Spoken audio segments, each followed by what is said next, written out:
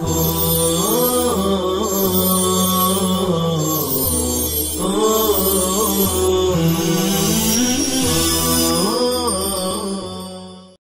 اللہ الرحمن الرحیم الحمد للہ رب العالمین الحمد للہ حمدا کثیرا طیبا مبارکا فیہ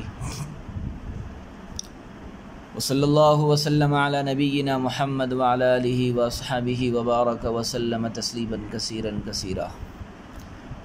وفی ارض الصبی والمرأة التغلبیین ما فی ارض الرجل یعنی العشر المضاعف فی العشریہ والخراج الواحد فی الخراجیہ لأن الصلح قد جرى على تضعيف الصدقة دون المؤنة المحضة ثم على الصبي والمرأة إذا كان من المسلمين العشر فيضعف ذلك إذا كان منهم. اور تغلیبی بچے اور تغلیبی عورت کی زمین میں وہ واجب ہے جو تغلیبی مرد پر واجب ہے، یعنی عشری زمین میں دوہرا عشر اور خراجی زمین میں ایک خراج واجب ہے، اس لیے کہ صدقے کو دو گنا کرنے پر صلح ہوئی ہے، نہ کہ خرچے محضہ کو. پھر اگر بچہ اور عورت مسلمان ہوں تو ان پر عشر واجب ہے،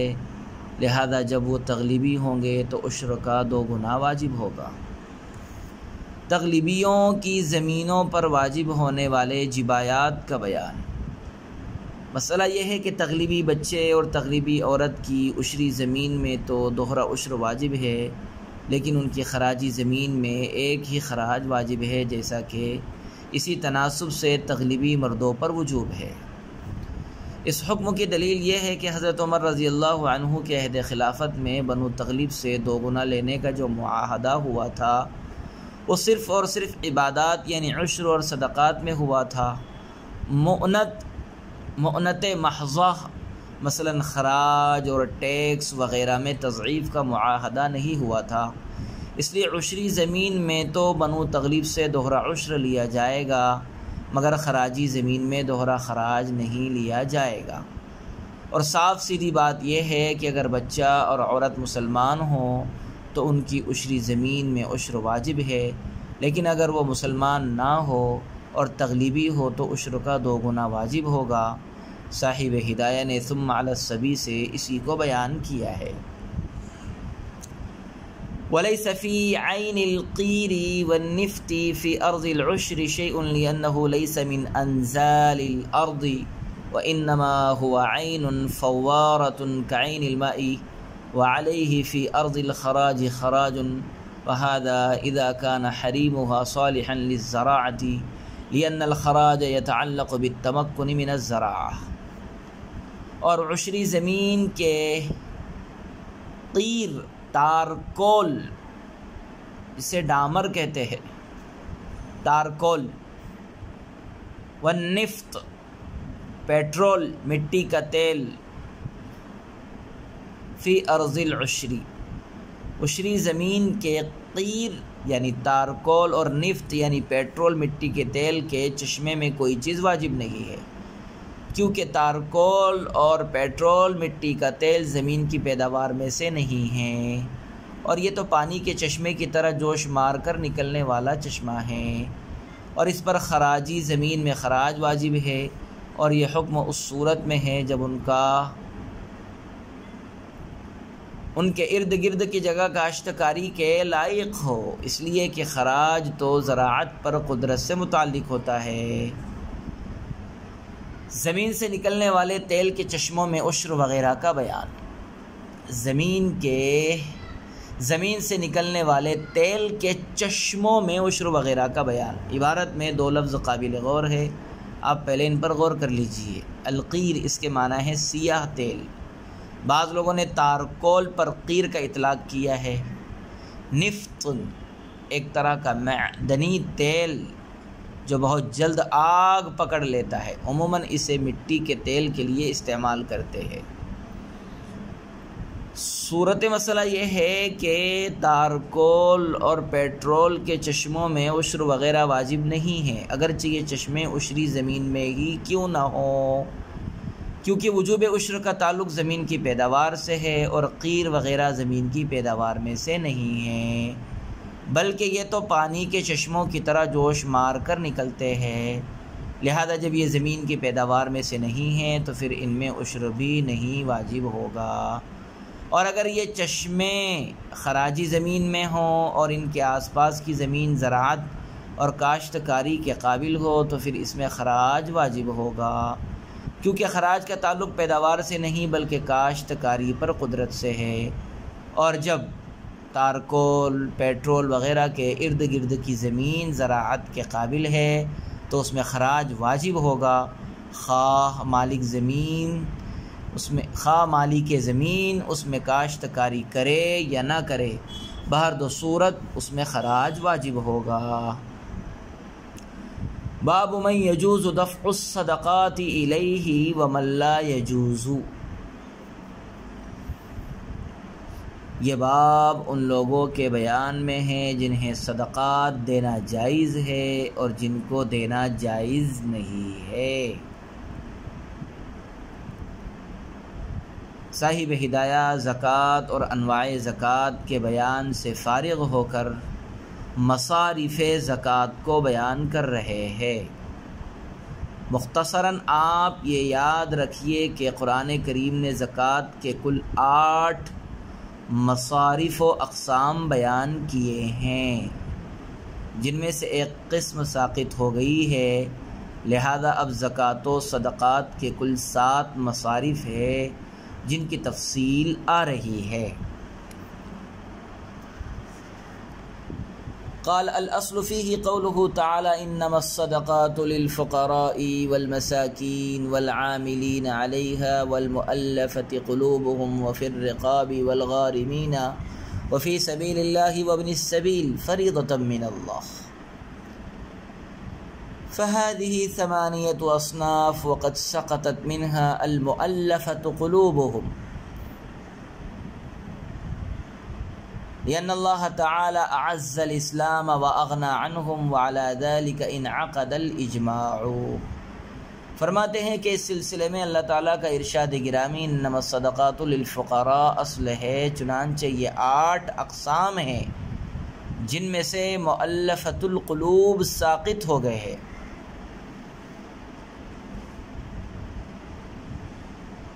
اس لیے کہ اللہ تعالیٰ نے اب اسلام کو سربلند کر کے ان لوگوں سے مستغنی کر دیا ہے اور اسی پر اجماع منعقد ہو چکا ہے۔ مصارف زکوٰۃ کا بیان ہے اس عبارت میں۔ عبارت تو بالکل واضح ہے کہ زکوٰۃ کے کل 8 مصارف ہے، اور یہ 8 قرآن کریم کی اس آیت کریمہ انما الصدقات للفقراء والمساکین والعاملین علیہا والمؤلفة قلوبهم وفی الرقاب والغارمین وفی سبیل اللہ وابن السبیل فریضۃ من اللہ واللہ علیم حکیم۔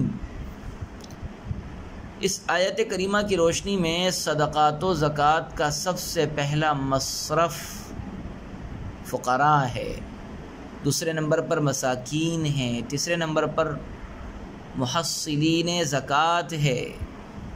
چوتھے نمبر پر مؤلفۃ القلوب ہے، 5ویں نمبر پر رقاب یعنی غلاموں کو بدلے کتابت ادا کر کے انہیں آزاد کرانا ہے، 6 نمبر پر غارمین یعنی مقروض وغیرہ ہے، 7ویں نمبر پر مجاہدین ہیں، اور 8ویں نمبر پر مسافرین ہیں۔ شروع اسلام میں زکوٰۃ کے کل یہ 8 مصارف تھے، مگر جب بعد میں اللہ تعالیٰ نے اسلام کو تقویت عطا فرما دی اور ہر چہار جانب اسلامی علم لہرانے لگا، اسلامی پرچم لہرانے لگا، تو پھر حضرت صدیق اکبر رضی اللہ عنہ کے دور خلافت میں حضرت عمر رضی اللہ عنہ کے مشورے سے ان 8 میں سے ایک مصرف اور ایک صنف یعنی مؤلفۃ القلوب کو ساقط کر دیا گیا۔ مؤلفۃ القلوب سے مراد وہ لوگ ہیں جنہیں آپ صلی اللہ علیہ وسلم ان کے اسلام لانے کی امید میں کچھ مال دیا کرتے تھے، یا اس سے وہ کمزور اعتقاد والے مسلمان مراد ہے جو اسلام میں ثابت قدم نہیں ہوئے تھے،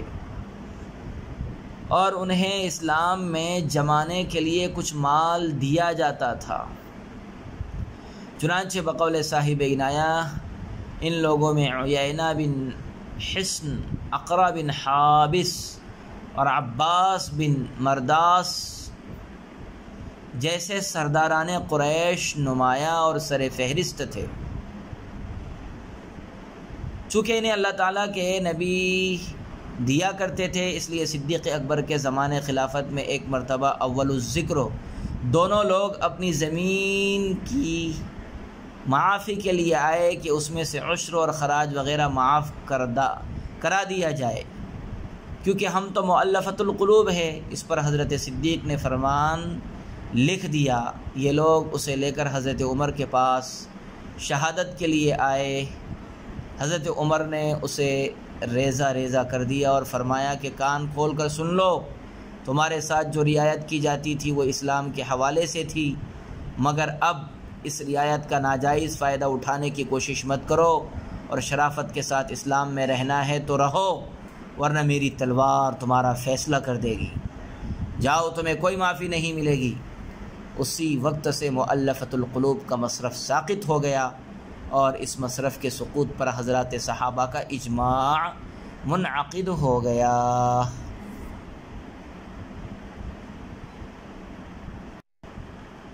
الفقیر من له ادنى شيء والمسکین من لا شيء له۔ الفقیر من له ادنى شيء والمسکین من لا شيء له، وهذا مروی عن ابی حنیفة رحمه الله تعالی، وقد قیل على العکس ولكل وجه ثم هو صنفان او صنف واحد سنذکرہ فی کتاب الوصایا انشاء اللہ تعالی۔ اور فقیر وہ شخص ہے جس کے پاس کچھ ہو، ادنا شے کچھ ہو، اور مسکین وہ ہے جس کے پاس کچھ بھی نہ ہو۔ اور یہ تعریف حضرت امام ابو حنیفہ سے منقول ہے، اور کہا گیا ہے کہ یہ تعریف اس کے برعکس ہے، اور ہر قول کی دلیل ہے۔ پھر فقراء و مساکین دو قسم ہیں یا ایک ہی قسم ہیں، اسے ہم انشاءاللہ کتاب الوصایا میں بیان کریں گے۔ فقیر اور مسکین کی تعریف اور ان میں فرق۔ صورت مسئلہ یہ ہے کہ حضرت امام اعظم رحمۃ اللہ علیہ کے یہاں مسکین وہ آدمی کہلاتا ہے جو بالکل خالی اور ہر چیز سے عاری ہو، اور نان شبینہ کا بھی محتاج ہو۔ مسکین وہ شخص کہلاتا ہے جو بالکل خالی اور عاری، ہر چیز سے عاری ہو اور نان شبینہ کا بھی محتاج ہو۔ اور فقیر وہ شخص ہے جس کے پاس کچھ نہ کچھ ہو، اگرچہ بقدر نصاب نہ ہو۔ اس سلسلے میں امام شافعی، امام طحاوی، امام مالک وغیرہ کی رائے یہ ہے، مسکین اسے کہتے ہیں جس کے پاس کچھ مال ہو، اور فقیر وہ ہے جو بالکل تہی دست ہو۔ یعنی یہ قول پہلے والے قول کے برعکس ہے۔ ان حضرات کی دلیل یہ ہے کہ قرآن کریم نے سورہ کہف میں اما السفینۃ فکانت لمساکین کہہ کر مساکین کے لیے کشتی کی ملکیت کو ثابت کیا ہے۔ مساکین کے لیے کشتی کی ملکیت کو ثابت کیا ہے، جس سے یہ معلوم ہوتا ہے کہ مسکین کے پاس کچھ نہ کچھ ہوتا ہے، اور فقیر اس سے بھی زیادہ خستہ حال ہوتا ہے۔ حضرت امام اعظم رحمۃ اللہ علیہ کی دلیل یہ ہے کہ قرآن نے او مسکینا ذا مطربہ کہہ کر مسکین کی حالت یہ بیان کی ہے کہ وہ بھوک اور فاقے کی وجہ سے زمین سے چمٹا رہتا ہے، اور اسے کچھ بھی میسر نہیں ہوتا کہ وہ کھا لے اور چلنے پھرنے کے بھی قابل اور چلنے پھرنے کے قابل ہو جائے۔ یعنی مسکین فقیر سے بھی زیادہ بدحال اور مفلس ہوتا ہے، کیونکہ فقیر کے بارے میں قرآن کریم کا اعلان یہ ہے للفقراء الذین احصروا فی سبیل اللہ لا يستطيعون ضربا في الارض يحسبهم الجاهل اغنياء من التعفف۔ یعنی سوال نہ کرنے کی وجہ سے جاہل لوگ فقراء کو مالدار سمجھتے ہیں، اور یہ بات اسی وقت تو ممکن ہوگی جب فقراء کا ظاہر حال اچھا ہوگا، اور ظاہر حال اسی وقت تو اچھا ہوگا جب ان کے پاس کچھ نہ کچھ ہوگا۔ اس سے معلوم ہوا کہ فقیر کی حالت مسکین کے مقابلے میں کچھ اچھی ہوتی ہے۔ اس لیے امام اعظم رحمۃ اللہ علیہ کے یہاں مسکین وہ آدمی کہلاتا ہے جو بالکل خالی اور ہر چیز سے عاری ہو اور نان شبینہ کا بھی محتاج ہو، اور فقیر وہ شخص ہے جس کے پاس کچھ نہ کچھ ہو اگرچہ بقدر نصاب نہ ہو۔ امام شافعی رحمۃ اللہ علیہ کی پیش کردہ آیت اما السفینۃ فکانت لمساکین کا جواب یہ ہے کہ مساکین اس کشتی کے مالک نہیں تھے، بلکہ وہ اس میں نوکر اور مزدور تھے، اور اسے معیوب کرنے سے حضرت خضر کا مقصد یہ تھا تاکہ ان بیچاروں کا روزگار نہ ختم ہو جائے، یا ان لوگوں نے عاریتاً وہ کشتی لی تھی اور اسی سے مزدوری کر کے اپنا پیٹ بھرتے تھے، جیسے آج کل شہروں میں مزدور پیشہ لوگ کرائے پر سائیکل رکشہ چلاتے ہیں، اور رکشے کو ان کی طرف اس انداز میں منسوب کیا جاتا ہے کہ گویا وہی اس کے مالک ہے۔ ثم ہوا صنفان، فرماتے ہیں کہ فقراء و مساکین دو الگ الگ صنف ہے یا ایک ہی ہے، اسے ہم پوری تفصیل کے ساتھ انشاءاللہ کتاب الوصایا میں بیان کریں گے، اس لیے کچھ دیر انتظار فرمائیے۔ وصلی اللہ علی النبی الکریم وعلی آلہ واصحابہ اجمعین وسلم تسلیما کثیرا کثیرا۔